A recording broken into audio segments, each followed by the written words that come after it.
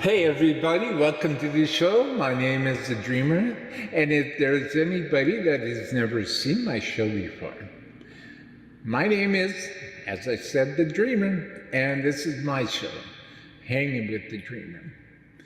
We're a weekly social media talk show that's all about music, passion for creating, passion for music, inspiration, and loving what we do as creators and as artists.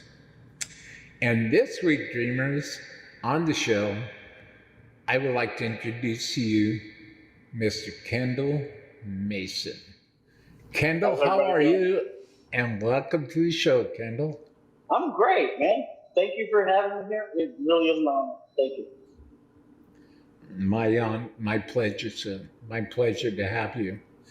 So, the Kendall Mason Band, what is the backstory and what inspired you to want to create the Kendall Mason Band?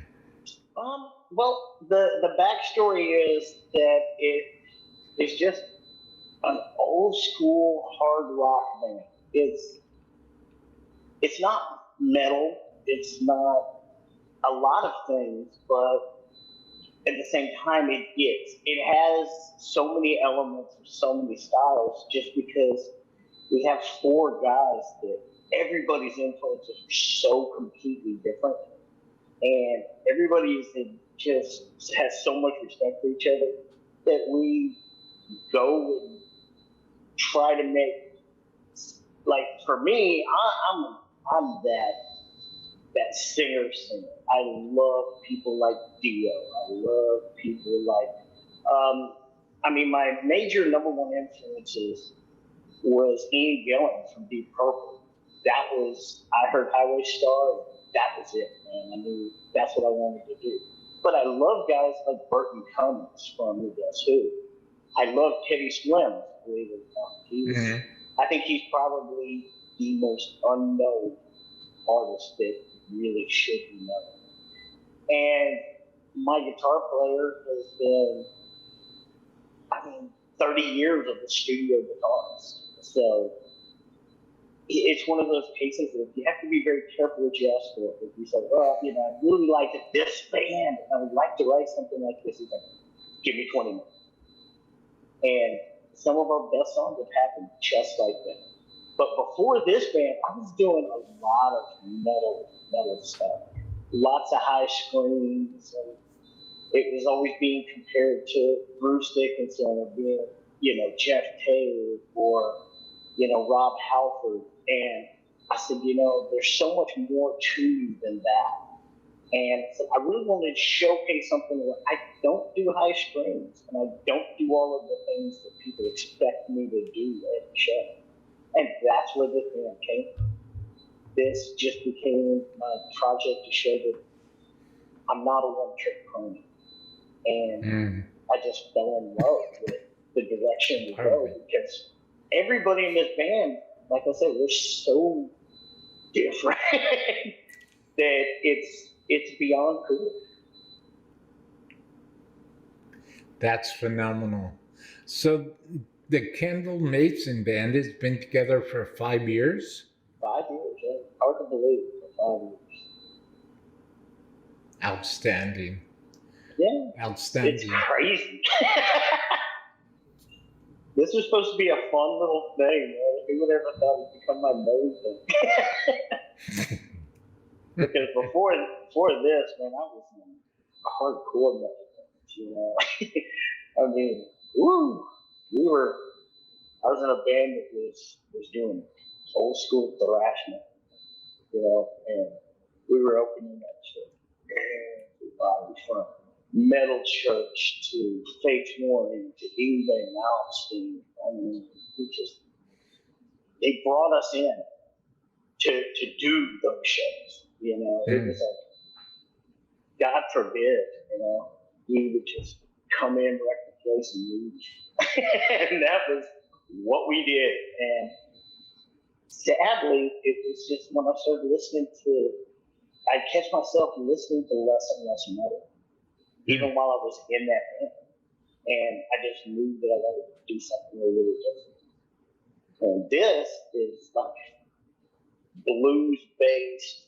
Imagine going from Iron Maiden to Rival Sons, because it's that drastic of a change. That, you know what? That covers a very, very wide spectrum. Oh yeah, definitely. And no, that's what it's all about. Music is music is suggestive, and music is what you hear. I could be listening to, well, so many, I'll say the Led Zeppelin's Dazed and Confused, and when James Patrick Page does his violin bow solo, you might hear something totally different than I do. And that's the beauty of music. That's music is a doorway. Music is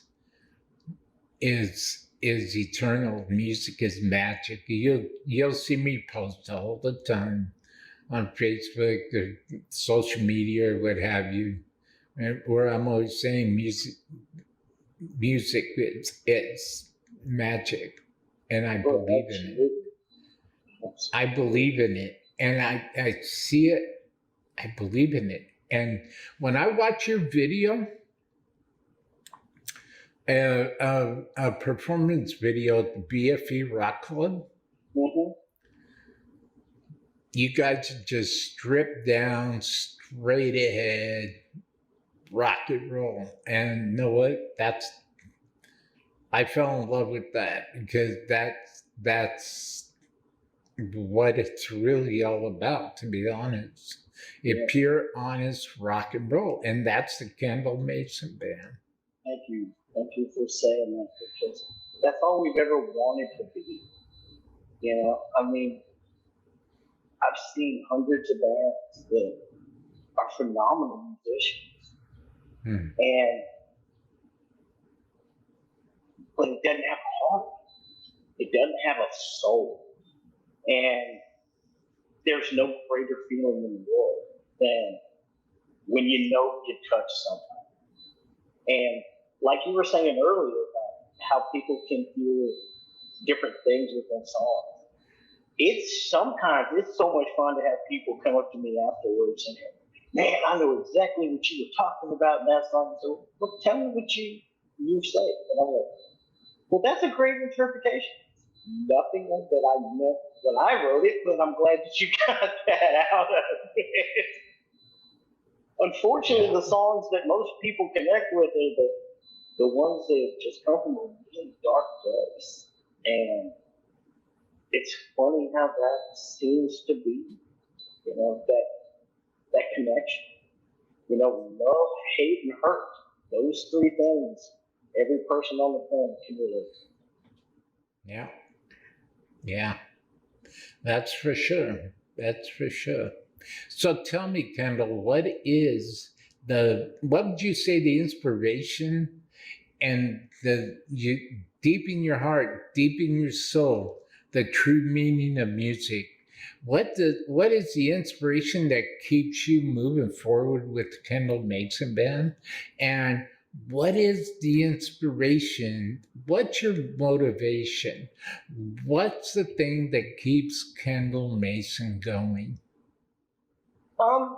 You know, that's a complex question, because I've never been a person that sings because that's what I do. I've always been a person who sings because that's what I do. I've always, since I was very young, that's always been it. Through some of the best times of my life, it was music. Through some of the absolute worst times, it was music. What keeps me going is I know that I'm not the only person who feels that exact same way. And for me, music is alien.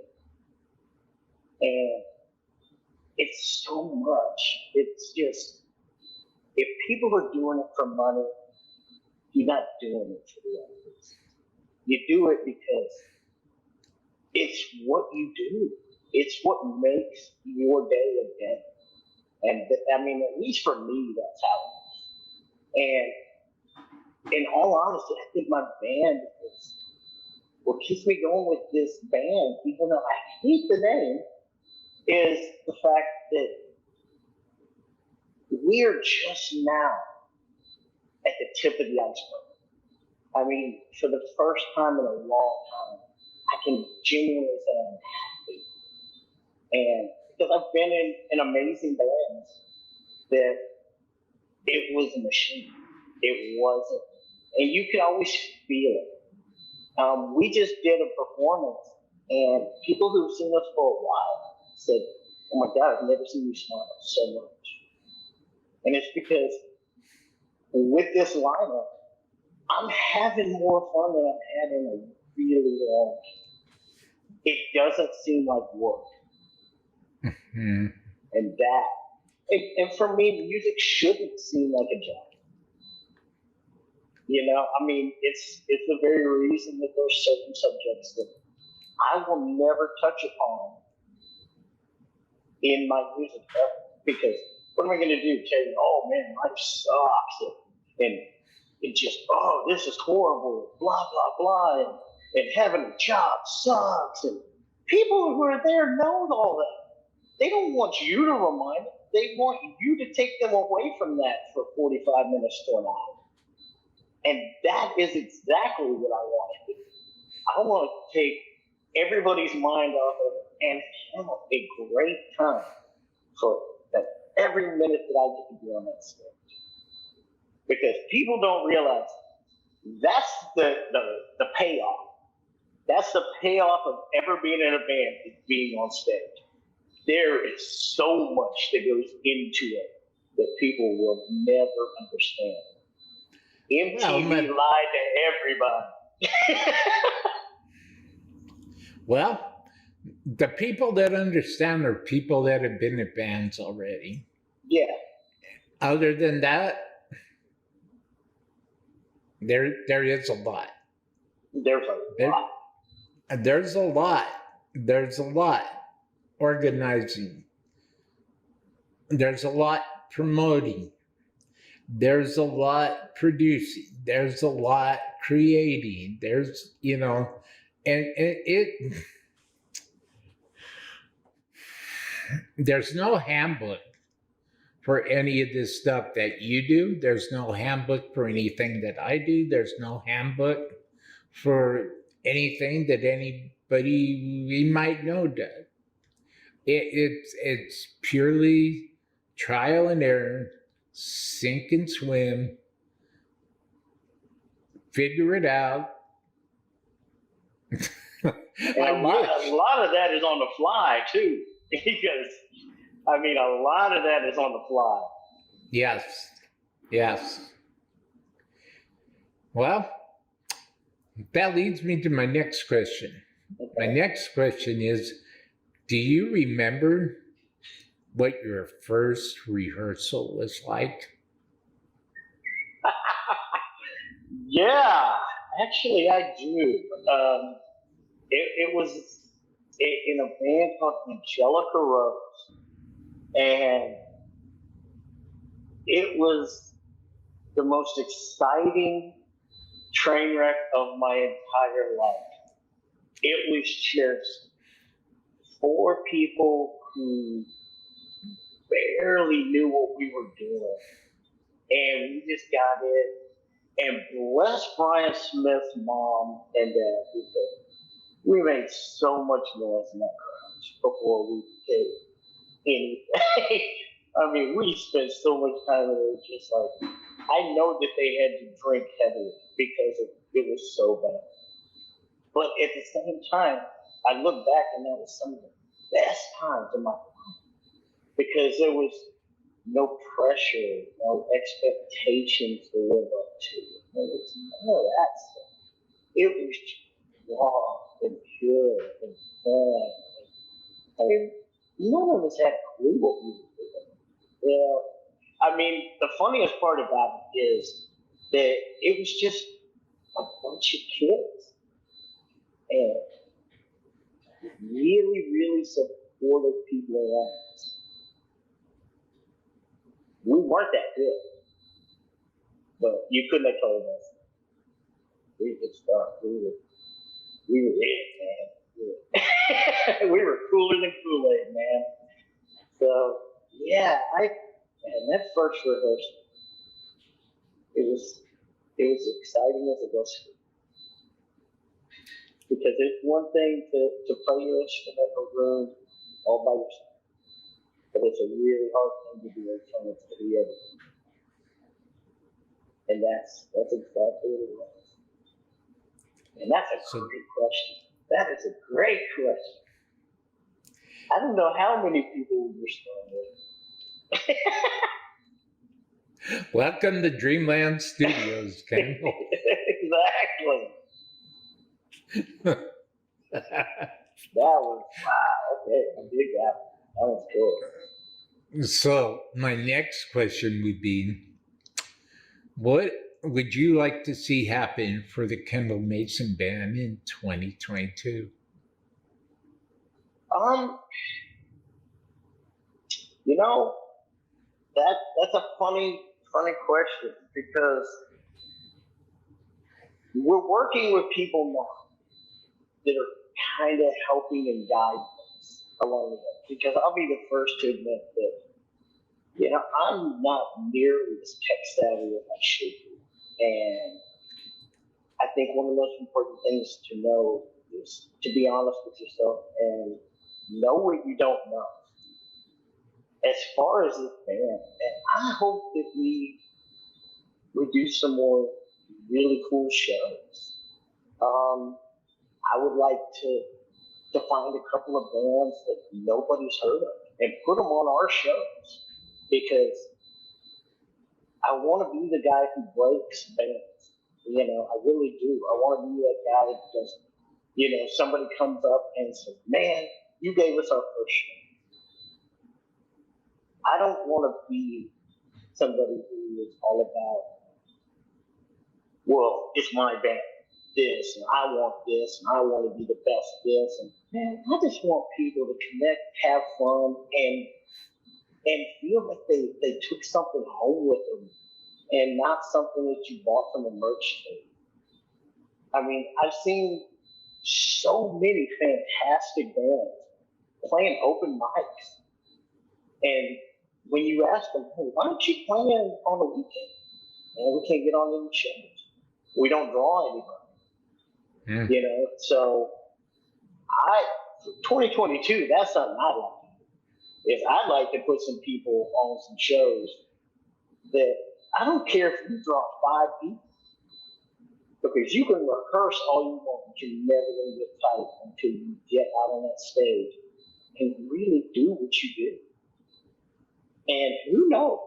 I've seen some fantastic bands come out of open mic. I mean, look up a band called The Starter. Those guys, phenomenal. And I mean, I'm proud to say that they're one of my former bands. We gave them their first show. And same thing with a band out of Puerto Rico called 787. We were proud to give them their first show. Because sometimes that's what's right. It's not about you. It's about, if you want the scene to get bigger and better, promote it. You know, yeah. I've seen 100 bands that do band flyers and never put the other bands that are playing on the floor. That will never happen with us. I will always put every single band. Why not? I mean, honestly, why not? If you're not helping others, then you're only about you. And I don't want to feel that. Yeah. Yeah, you know, I mean, there is such a thing as good energy. Oh, yeah. When you put it out, and you put out good energy, eventually, somewhere down the road, good energy is going to come back to you. Yeah. It happened to And us. We when we got asked to open for Y&T, that was one of those good energy moments, oh, man. oh, And that must have been phenomenal. oh, it's packed house, Y&T, and on top of everything else, all the guys in that band, exceptional human beings. I mean, Yeah. exceptional human beings. Mm-hmm. So we did that. We also did a show at Warehouse Live with Last in Line. And it was Wow. a week after Vivian Campbell had back surgery, Wow. and they were all so cool, I mean, they were just beyond cool. And if you can look at bands like that, that should be your goal. You should be like, I want people to come and go, man, that's cool. That's what I want. I'll tell you, Last in Line. Andrew is a professor, man. Andrew Freeman, yeah. If you think you know how to sing, don't watch Andrew. He'll definitely take you to school, man. He is a phenomenal singer. Same thing is Tim Ripper Owens, man. I watched it. We opened up for him with an acoustic show, and at that point, you go, holy crap, he really is that much better than everybody. He's not just a metal guy. He's really that good. He's a vocalist, not a singer. He really is. And that's the stuff I love to do these shows where you hear sound check and you go, oh crap. If I'm not 110% tonight, I'm getting smoked. I mean, there's nothing cooler than that feeling. As funny as that feeling sounds, it's cool, it's exciting, and you just kind of go, okay, here we go. Time to step up the game. Well, Last in Line, Y&T. Those are like two totally different animals of a different color. Oh yeah. And I'll tell you, I pretty much, I'm a big Y&T fan. I've always have been. Yeah. Through decades, and I'm a big Last in Line fan, and while I'm watching these bands today, you could just feel the power. Oh. You can feel Vivian Campbell is. I've got maybe some other time, maybe some other day. Vivian Campbell means a lot to me as a guitarist and as a songwriter, as a persona. Phil Suzanne and Vinny Appice. Vinny Appice, actually. Vinny Appice. During our sound check, he was walking across the floor and he just stopped and gave us the big thumbs up in the metal horns during our sound check. And I was like, this is going to be the coolest night ever. That guy's a rock star. That guy's a real legend. Yeah. And actually, I got to meet him twice. I met him once there, and then I met him with Black Star Riders. And it was the funniest story. We were sitting there at his merch table, and all he wanted was a sandwich. And he was playing at a small club. I was like, if you go through that door, there's a kitchen. I promise you they'll make you a sandwich. And he was like, no, I don't want to trouble anybody. And then 30 minutes later, he comes back at me. He's like, look at this sandwich. Who knew? Who knew? I said, I knew. I told you go in there and I'll make you a sandwich.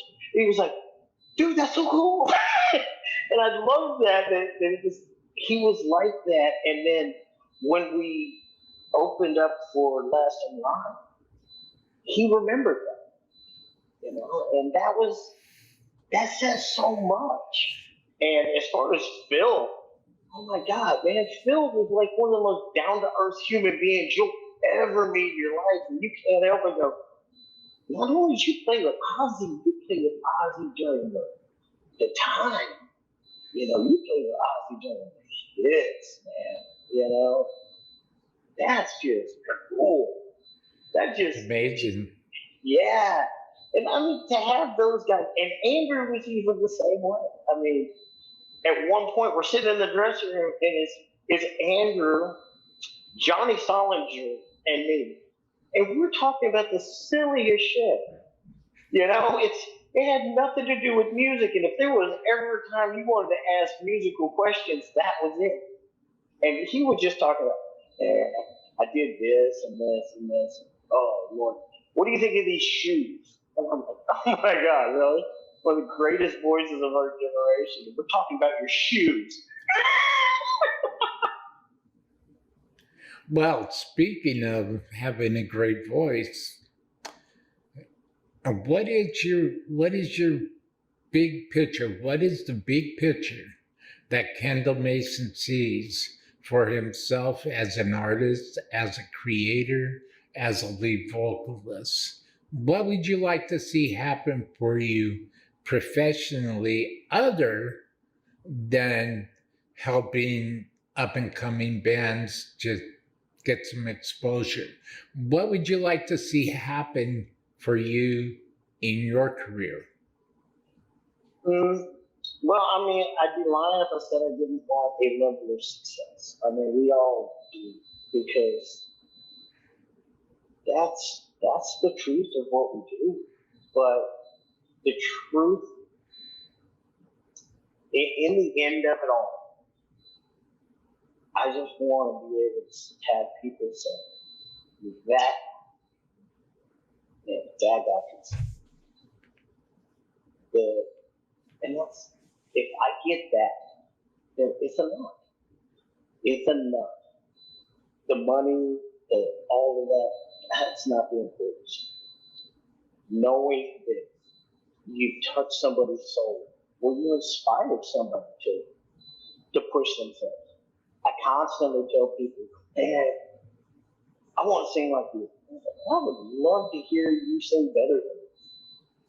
Because to this day, I don't think there's really anything all that special about what I do. Especially when you play with guys like Andrew and Ripper Owens. And I mean, I listen to these guys that I think are so far better than me. And that they're my inspiration. I mean, I'm fortunate that some of them are my friends. And they're really nice. You know? I mean, that's all that I really want to take from it, is that in the end, somebody just comes up and says, man, you're great. You were great. There you go. Good energy. Yeah. That's what I'm talking about. That there's a reason why I asked you that. I in almost every interview I will ask my guests that. Because I understand the importance and how valuable and how meaningful it is when somebody just asks me, how's my day going?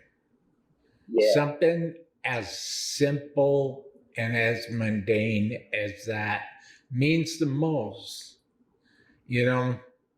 And thank you for sharing the Vinny Appice story. Yeah. Because that reminds me that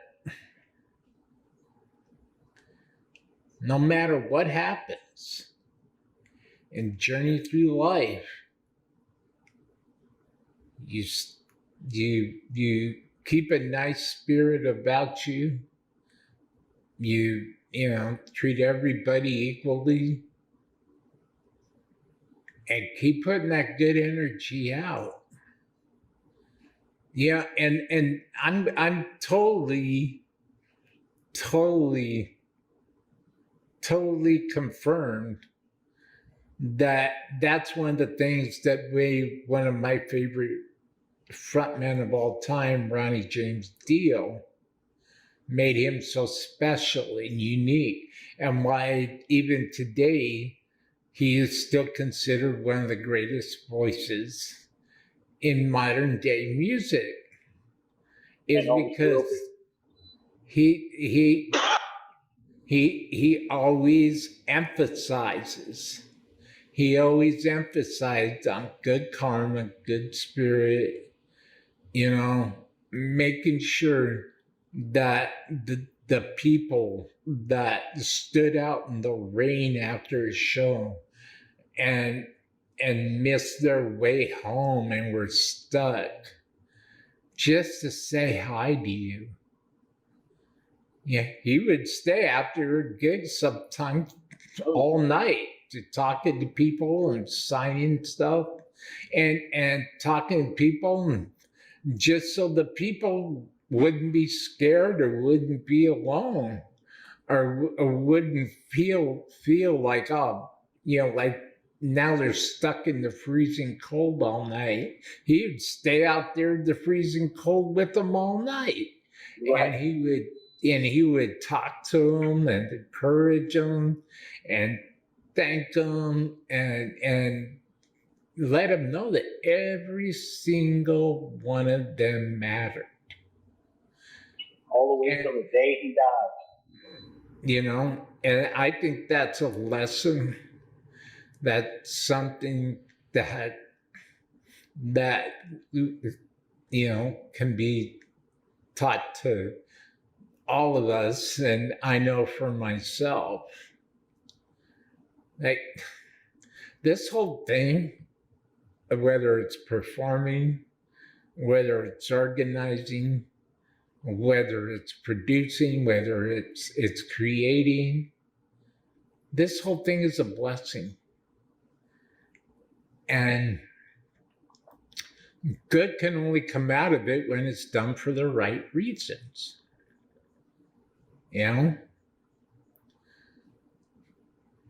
But I digress. The Kendall Mason Band, I found it very interesting, your influences. Yeah. and the music that means the most to you as a vocalist and as an artist, as a creative spirit. And this leads me to my next question. What is the very first concert, the very first full production that you ever saw?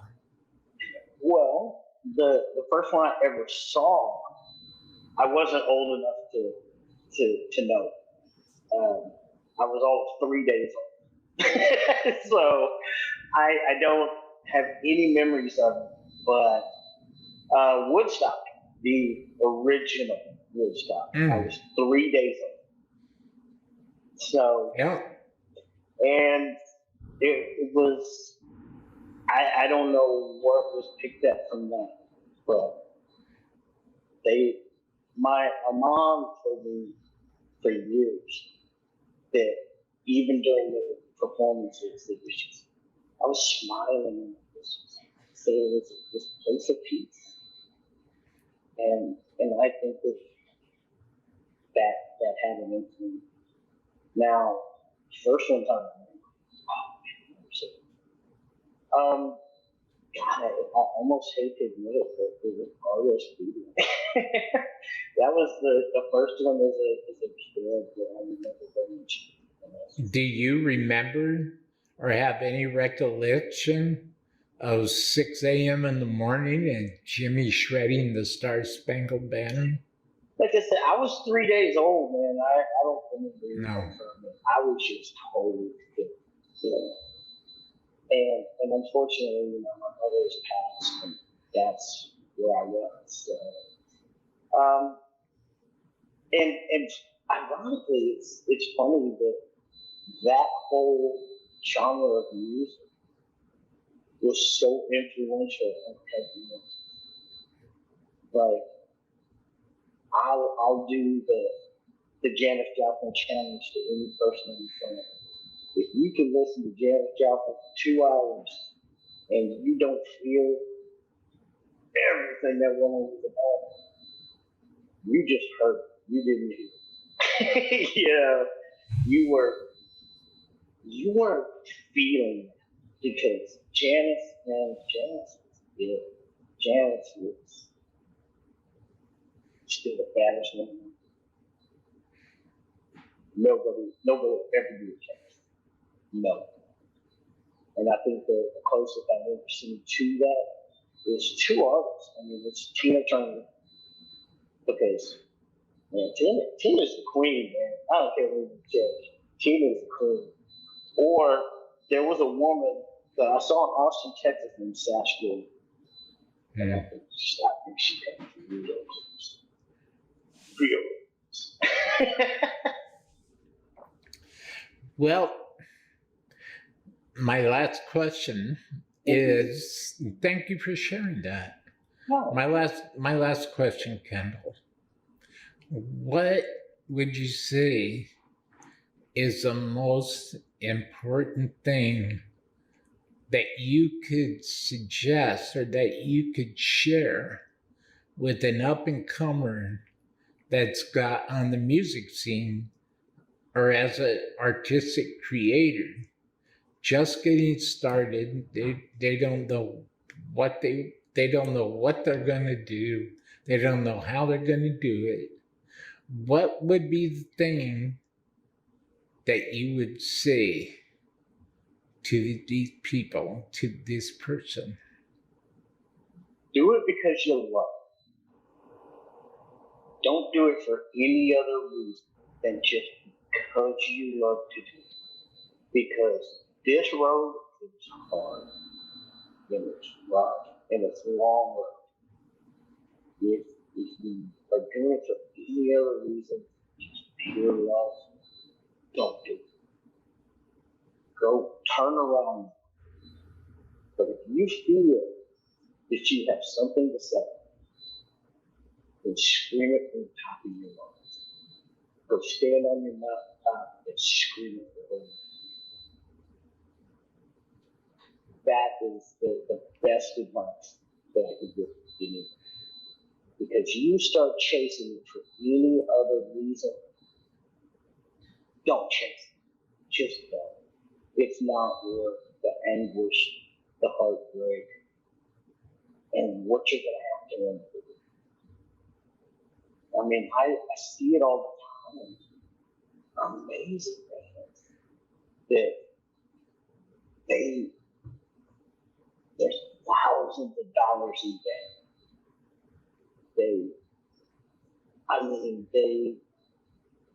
They're in the kind of debt they'll never get out. And those same people will go and they don't care if there's 5 people in the crowd or 5,000. You're going to get the exact same show. And you can see it. You can see it in their eyes. You can see it in their hearts. I mean, I've got friends in a band called Kissing Judas here in Houston that they've done video shoots that they've had to roll. They've done, I mean, just the amount of money that they've spent will never equal what they would love it to be. But they just love what they do. I mean, they really do. Dave Sullivan is one of the hardest working people I've ever seen in my entire life. And he'll go out there in extreme pain just to play for free finance. That says all that you need to know. I mean, this is a really tough business. And you're going to get your heart broke a lot.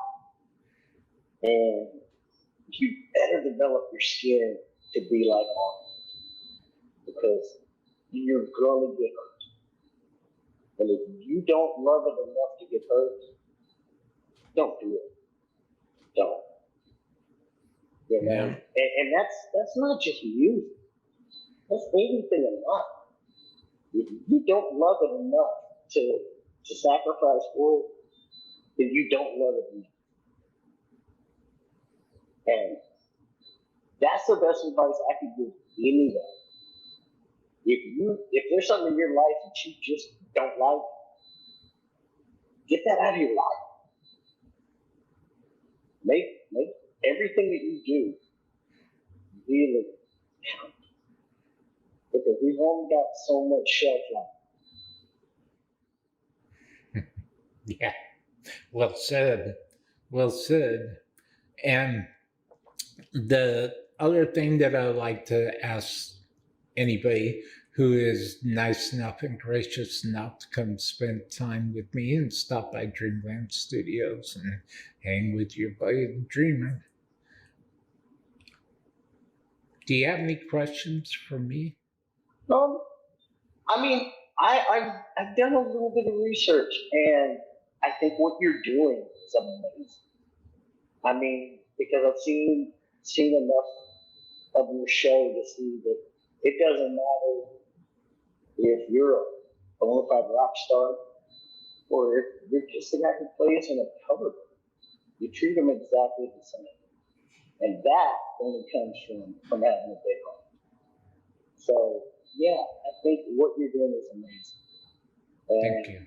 And I think that a lot of people can learn a lot from what you do. Really. I hope so.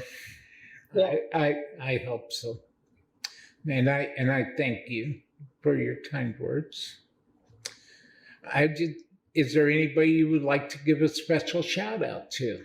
Well, I mean, obviously the guys in my band, Fred, JB, and Bill, they're amazing.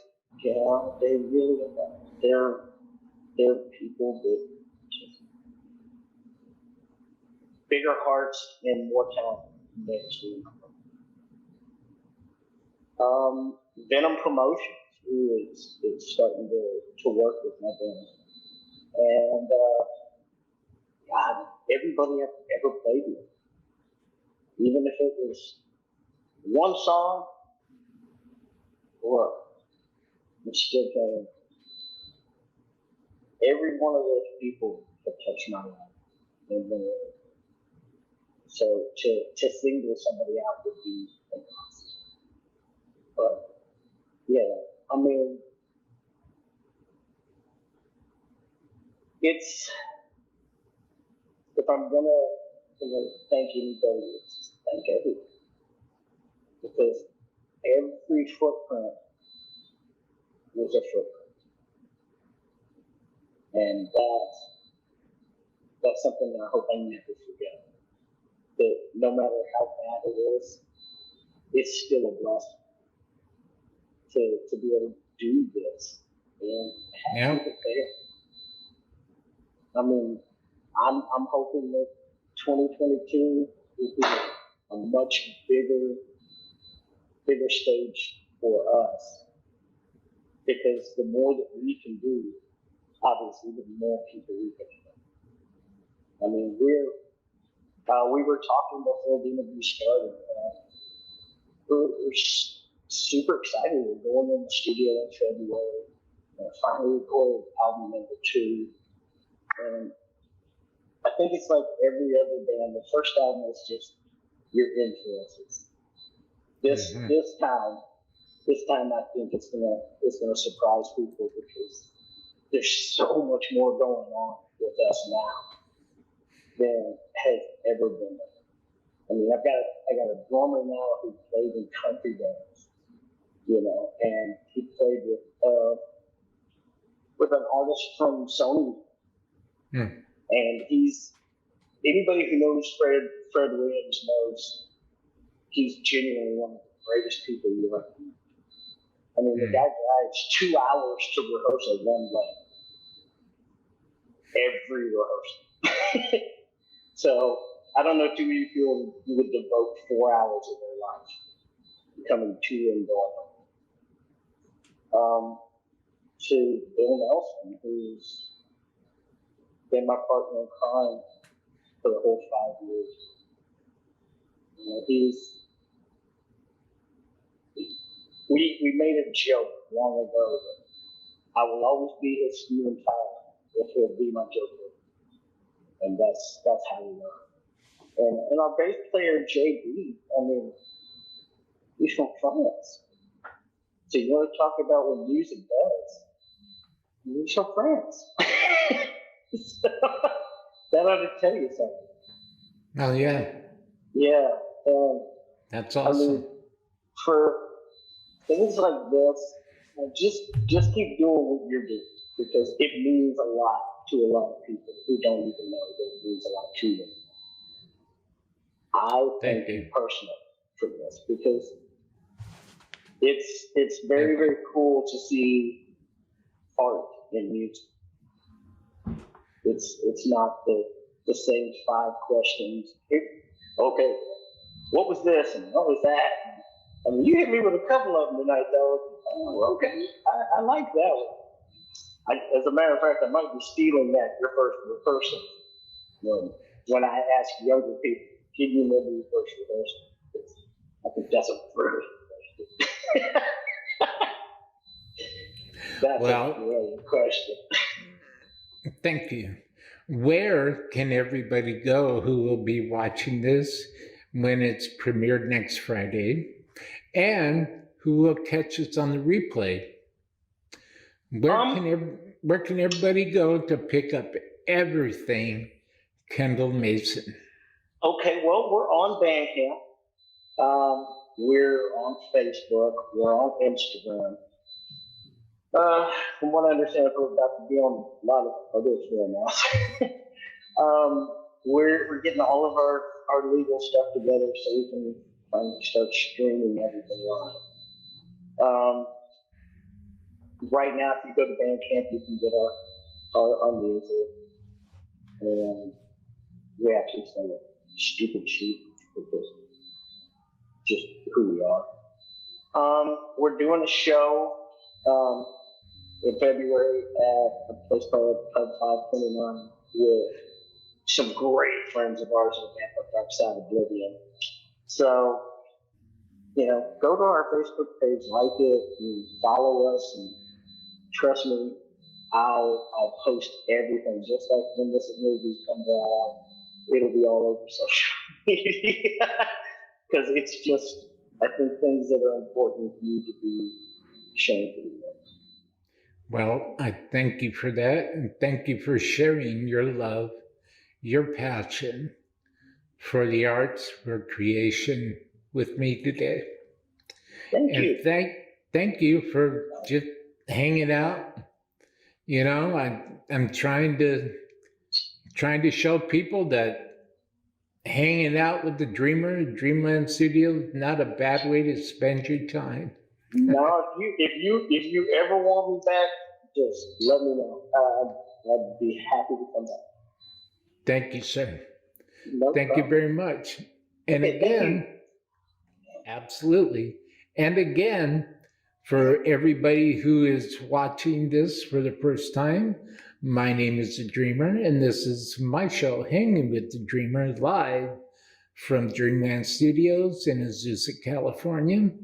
My guest today has been Mr. Kendall Mason, who has a wonderful, wonderful heart and wonderful, wonderful vision for his band, for the Kendall Mason Band.